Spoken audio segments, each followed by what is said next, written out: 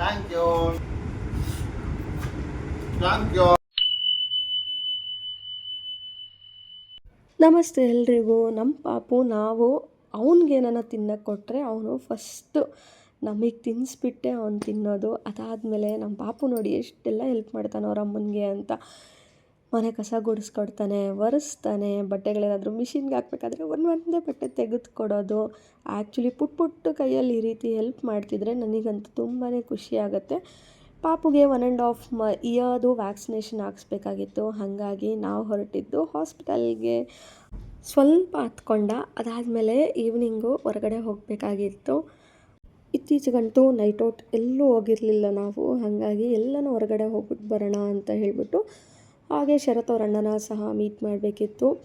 ಇವಾಗೆಲ್ಲ ಹೊಸ್ದಾಗಿ ಅಪ್ಡೇಟ್ ಬರ್ತಿದೆಯಲ್ವ, ಆಧಾರ್ ಕಾರ್ಡ್ನ ಎಲೆಕ್ಷನ್ ಕಾರ್ಡ್ ಜೊತೆ ಲಿಂಕ್ ಮಾಡಬೇಕು ಅದು ಇದು ಅಂತ. ಹಾಗಾಗಿ ಅವ್ರಿಗೆ ಹೋಗಿ ಆಧಾರ್ ಕಾರ್ಡ್ ಕೊಟ್ಬಿಟ್ಟು ಬರೋಣ, ಹಂಗೆ ನಮಗೂ ಒಂಥರ ರೈಡ್ ಆಗುತ್ತೆ. ಅಲ್ಲೇನಾದರೂ ತಿನ್ಕೊಂಬರೋಣ ಅಂತ ಹೇಳ್ಬಿಟ್ಟು ಹಾಗೆ ಹೊರಗಡೆ ಹೋದ್ವಿ. ಆ್ಯಕ್ಚುಲಿ ನಾವು ತುಂಬ ದಿನವೇ ಆಗಿತ್ತು ಹೊರಗಡೆಗೆ ಹೋಗಿ. ಸೊ ನಿಮ್ಮನೆಯಲ್ಲೂ ಪಾಪುಗಳು ಹೀಗೇನಾ ಅಂತ ಹೇಳ್ಬಿಟ್ಟು ನನಗೆ ಕಮೆಂಟ್ ಮಾಡಿ ತಿಳಿಸಿ. ಈಗಿನ ಕಾಲದ ಮಕ್ಕಳಂತೂ ಹೆವಿ ಆ್ಯಕ್ಟಿವ್, ಸೀರಿಯಸ್ಲಿ. ಅದಾದಮೇಲೆ ನೆಕ್ಸ್ಟ್ ದಿನ ನಾವು ಹೊರಟಿದ್ದು ವೆಂಕಟೇಶ್ವರ ಗಾರ್ಮೆಂಟ್ಸ್. ಇದಿರೋದು ಕಲ್ಯಾಣ ನಗರಲ್ಲಿ. ಅಲ್ಲಿ ಆ್ಯಕ್ಚುಲಿ ಕಲೆಕ್ಷನ್ಸ್ ತುಂಬಾ ಚೆನ್ನಾಗಿದೆ. ಹಂಗಾಗಿ ನಾವು ಹೋಗಿ ಎಲ್ಲ ಶಾಪಿಂಗ್ ಮುಗಿಸ್ಕೊಂಡು ನನಗೆ ಬಾದಾಮಿ ಹಾಲು ಕುಡಿಬೇಕು ಅನಿಸ್ತಿತ್ತು. ಅಲ್ಲಿ ನಂದಿನಿಯಲ್ಲಿ ಬಾದಾಮಿ ಹಾಲು ಕುಡ್ಕೊಂಡು ನಾನು ಮಂತ್ಲಿ ಒನ್ಸು ಈ ರೀತಿ ನಮ್ಮ ಪಾಪುನ ಹೊರಗಡೆ ಕರ್ಕೊಂಡು ಹೋಗ್ತೀನಿ. ನಾನು ಅವ್ನು ಮಾತ್ರ, ಇನ್ಯಾರೂ ಹೋಗಲ್ಲ.